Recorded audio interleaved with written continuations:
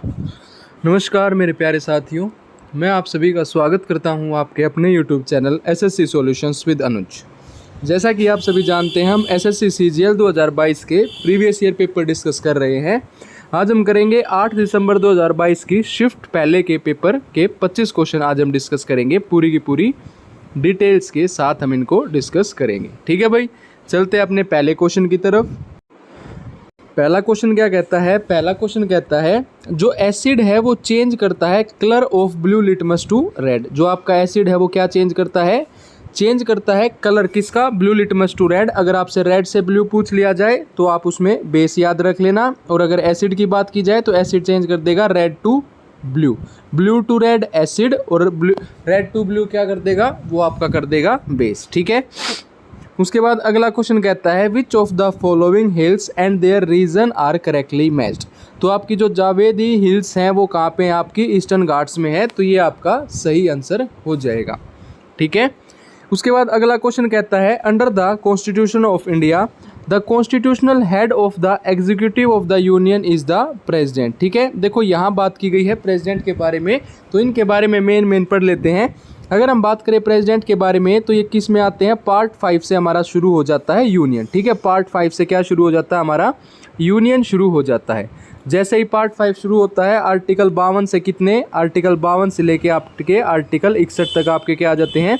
President आ जाते हैं। ठीक है। राष्ट्रपति आ जाते हैं इसमें। ठीक है। अगर हम बात करें इसमें आपने याद क्या रखना है? एक तो आपने 61 याद रखना है, 62 तक आते हैं तो आपने क्या याद रखना है? देखो आपने याद रखना है आर्टिकल 61 अनुच्छेद 61 की बात करें तो इसमें आपका इम्पीचमेंट प्रोसेस होता है प्रेसिडेंट का। क्या होता है? इम्पीचमेंट प्रोसेस होता है प्रेसिडेंट का। आर्टिकल 60 की बात करें तो 60 क्या कहता है? Oaths and affirmation. क्या कहता है? Oaths and affirmation of president. अब जो प्रेसिडेंट है इनको शपथ कौन दिलाता है? अगर हम बात करें प्रेसिडेंट के बारे में तो प्रेसिडेंट को शपथ दिलाएगा सीजीआई। सीजीआई का मतलब होता है चीफ जस्टिस ऑफ इंडिया, जो है वो इनको शपथ दिलाता है। प्रेसिडेंट का कार्यकाल कितना होता है? 5 साल का होता है। ये भी आपने याद रखना है। कितने साल का कार्यकाल होता है? 5 साल का होता है। इनकी उम्र 35 साल होनी चाहिए प्रेसिडेंट बनने के लिए। अगर आपको वाइस प्रेसिडेंट बनना है तो भी उम्र 35 साल होनी चाहिए, प्रेसिडेंट बनना है तो भी उम्र 35 साल होनी चाहिए, और गवर्नर बनना है तब भी उम्र कितनी होनी चाहिए? कम से कम 35 साल आपकी एज होनी चाहिए। ठीक है। उसके बाद यहाँ बात की गई है स्पीकर ऑफ राज्यसभा। तो राज्यसभा से क्या याद रखना है? आर्टिकल 80। आर्टिकल 80 किस में है? राज्यसभा में। क्या कहा जाता है? अपर हाउस ऑफ पार्लियामेंट कहा जाता है। राज्यसभा को कभी भी भंग नहीं किया जा सकता। इसके एक्स ऑफिशियो चेयरमैन कौन होते हैं? वाइस प्रेसिडेंट होते हैं। क्या होते हैं वो? इसके एक्स ऑफिशियो चेयरमैन। ठीक है। कौन होते हैं? वाइस प्रेसिडेंट होते हैं। सुप्रीम कोर्ट चीफ जस्टिस ये आपने याद नहीं रखना है। ठीक है भाई। उसके बाद आता है Kathak dancer Sitara Devi was awarded which of the following awards 1973। तो जो कथक डांसर हैं कौन है? सितारा देवी हैं। इनको 1973 में क्या मिला था? पद्मश्री अवार्ड मिला था। अगर हम बात करें कथक की, ये आपका कहाँ से संबंधित है? यूपी से संबंधित आपका हो जाएगा। ठीक है। सितारा देवी, बिरजू महाराज, ये सारे आपके कथक से संबंधित हो जाएंगे। उसके बाद बोला गया है which article of the Indian constitution deals with the recognition of the right to education as a fundamental right. तो आर्टिकल 21A में क्या बोला गया है? RTE, right to education as a fundamental right बोला गया है। 8 साल से 6 साल से। ठीक है। ये आपने ध्यान रखना है भाई साहब। ये कहाँ गया? हाँ, ये याद रखना है 6 साल से लेके 14 साल तक के बच्चों को फ्री और कंपलसरी एजुकेशन जो है वो प्रोवाइड करवाई जाएगी। 6 साल से लेके 14 साल तक के बच्चों को फ्री और कंपलसरी एजुकेशन प्रोवाइड करवाई जाएगी। ये जो आपका 86 कॉन्स्टिट्यूशनल अमेंडमेंट एक्ट हुआ था, जो 86वां संविधान संशोधन हुआ था, कब हुआ था? 2002 में हुआ था। इसमें इस चीज़ को लाया गया था। ठीक है। एक तरीके से ये आपकी फंडामेंटल ड्यूटी भी ऐड की गई थी। यही आपकी क्या थी? 11th फंडामेंटल ड्यूटी थी। 11th फंडामेंटल ड्यूटी थी। अगर हम बात करें आर्टिकल 20 के बारे में, ये ऑफेंसिव से संबंधित है। अगर मैं बात करूँ यहाँ सबसे इंपॉर्टेंट जो चीज़ बनती है वो बनती है आपकी आर्टिकल 300A। इसमें क्या है आपका? इसमें आपका राइट टू प्रॉपर्टी रखा गया है। क्या रखा गया है? राइट टू प्रॉपर्टी को रखा गया है, और इसको क्या बना दिया गया है? एक लीगल राइट बना दिया गया है। देखो अगर हम बात करें आर्टिकल 31 के बारे में, तो आर्टिकल 31 में क्या था आपका, पहले राइट टू प्रॉपर्टी जो था आरटीपी, राइट टू प्रॉपर्टी क्या था, वो एक आपका फंडामेंटल राइट था जिसको डिलीट कर दिया गया किसमें, 44वें संविधान संशोधन 1978 में इसको डिलीट कर दिया गया। और डिलीट करके कहाँ रख दिया गया, इसको आर्टिकल 300A में रख दिया गया और इसको फंडामेंटल राइट से आपका लीगल राइट बना दिया गया था। ठीक है, ये आपने याद रखना है।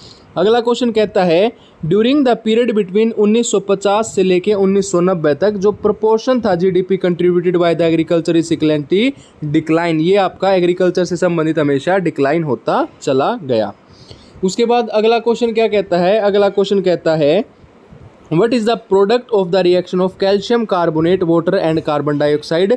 तो इससे आपका क्या बनता है, इससे आपका बनता है कैल्शियम हाइड्रोजन कार्बोनेट, जिसको हम क्या कहते हैं Ca, calcium Ca, HCO3 whole twice जिसको कहा जाता है कैल्शियम हाइड्रोजन कार्बोनेट। अगर हम बात करें कैल्शियम ऑक्साइड की, ये क्या होता है आपका CaO होता है, इसको क्या कहा जाता है, क्विक लाइम कहा जाता है, क्या कहा जाता है, क्विक लाइम कहा जाता है। ठीक है, अगर हम बात करें स्लेक्ड लाइम की, तो ये क्या होता है CaOH whole twice. Calcium hydroxide क्या होता है CaOH होल ट्वाइस, और इसको क्या बोला जाता है, इसको आपका स्लेक्ड लाइम बोला जाता है। ठीक है, उसके बाद भाई साहब हाइड्रोक्लोरिक एसिड HCl, ये आपका स्टमक में पाया जाता है, ये भी आपने याद रखना है। उसके बाद है Fang Jiang began his journey back from home from which of the Indian state, तो ये आपकी बंगाल से संबंधित हो जाएगी, ये आपने याद रखना है। ठीक है भाई, अगला क्वेश्चन कहता है gross primary deficit can be expressed as, तो gross fiscal deficit minus net interest liabilities, तो ये आपका क्या हो जाएगा, ग्रोस प्राइमरी डेफिशिएट हो जाएगी। अगला क्वेश्चन कहता है जो न्यूज़ प्रिंट सेक्टर है अपनी कंट्री का, वो गवर्न किया जाता है by which order from the following, तो जो न्यूज़ प्रिंट कंट्रोल ऑर्डर आया था 2004 में, उसके द्वारा इसको कवर किया जाता है। अगला क्वेश्चन क्या कहता है, देखो ये क्वेश्चन बहुत ही इंपॉर्टेंट है, इसको बताते हैं कैसे। Which element of group 13 is a soft metal है, लो मेल्टिंग पॉइंट है, widely use drop semiconductors and producing solid state device such as transistor, तो वो हो जाएगा आपका गैलियम। एक एलिमेंट था एक्का एल्यूमिनियम, क्या था एक्का एल्यूमिनियम। ठीक है, उसको रिप्लेस कर दिया गया था किसके द्वारा, इसी गैलियम के द्वारा उसको रिप्लेस कर दिया गया था, और इसका जो वो हो जाएगा एटॉमिक नंबर वो कितना हो जाएगा 68 हो जाएगा। ये आपके CPO 2024 के पेपर में, CHSL के भी 2024 के पेपर में इनमें पूछा गया था, तो ये याद रखना जो इका एल्यूमिनियम है उसको रिप्लेस किसने किया, गैलियम ने किया, और एटॉमिक नंबर कितना है 68 है, ये आपने ध्यान रखना है। ठीक है भाई, अगला क्वेश्चन कहता है what type of isomerism exist in the compound containing दो या दो से ज़्यादा कॉम्प्लेक्स, तो उसमें याद रख लेना कोऑर्डिनेट आइसोमेरिज्म, जिसमें दो या दो से ज़्यादा हो जाएंगे वो आपका क्या हो जाएगा, कोऑर्डिनेशन हो जाएगा। उसके बाद बोला गया है रेड क्लिफ लाइन के बारे में कि जो आपकी रेड क्लिफ लाइन है वो क्या करती है, सेपरेट करती है किस किस को, तो red Cliff line separate India from Pakistan. अगर हम बात करें चाइना से, तो ये हो जाएगी आपकी मैकमोहन लाइन, क्या हो जाएगी, मैकमोहन लाइन।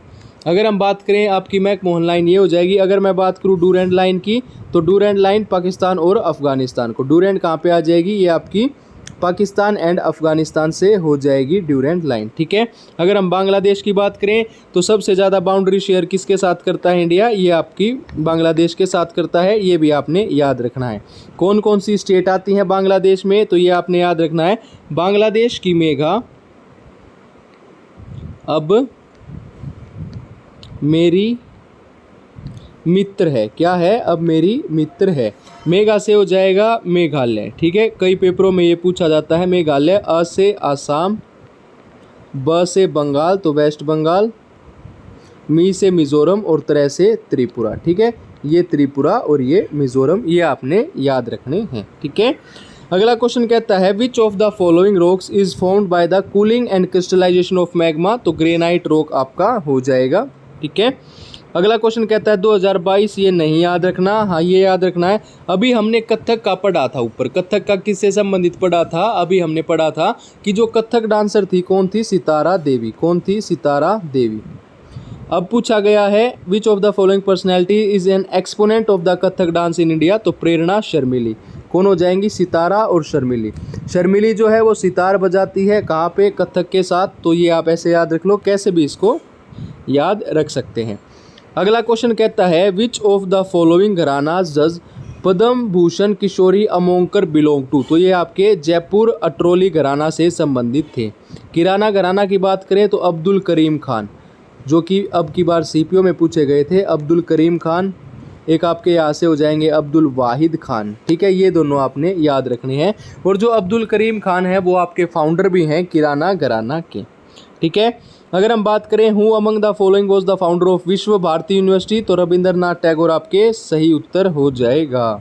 उसके बाद आता है अगला question, dash in the dash Sarojini Naidu persuaded Mahatma Gandhi to allow women to join movement. तो ये साल्ट सत्याग्रह था, ये आपने याद रखना है। क्विट इंडिया मूवमेंट 1942 में शुरू हुआ। क्या नारा दिया गया? डू और डाई का नारा दिया गया महात्मा गांधी के द्वारा, करो या मरो। चंपारण सत्याग्रह 1917 में हुआ था। ठीक है, ये आपका साल्ट सत्याग्रह, जिसको हम क्या कहते हैं, डांडी मार्च भी कहते हैं, सिविल डिसोबीडियंस मूवमेंट भी कहते हैं, नॉन कोऑपरेशन मूवमेंट 1920 में हुआ था। इसको 1922 में रोक दिया गया था। चोरा चोरी जो इंसिडेंट हुआ था उसमें इसको रोक दिया गया था। उसके बाद आ जाता है, हाँ ये क्वेश्चन भी इम्पोर्टेंट है, राजकुमार सिंहजीत सिंह जो हैं वो आपके किससे संबंधित है? मणिपुरी से संबंधित हैं। पद्मश्री मिला था 1986 में। और एक सीपीओ में अब पूछा गया था बिम्बाता देवी के बारे में। किसके बारे में? बिम्बाता देवी, ये भी आपकी मणिपुरी से संबंधित हैं। दर्शना जावेरी, या इनको क्या कहा जाता है? दर्शना जावेरी या जावेरी सिस्टर्स भी इनको बोला जाता है, ये भी आपकी यहाँ से संबंधित हैं। विच of the following players is associated with badminton? तो के श्रीकांत आपके इससे संबंधित हो जाएंगे। लास्ट क्वेश्चन क्या कहता है? लास्ट क्वेश्चन कहता है subsidiary alliance treaty was imposed on Awadh in 1801। ये आपने याद रखना है, इंपॉर्टेंट। ठीक है भाई।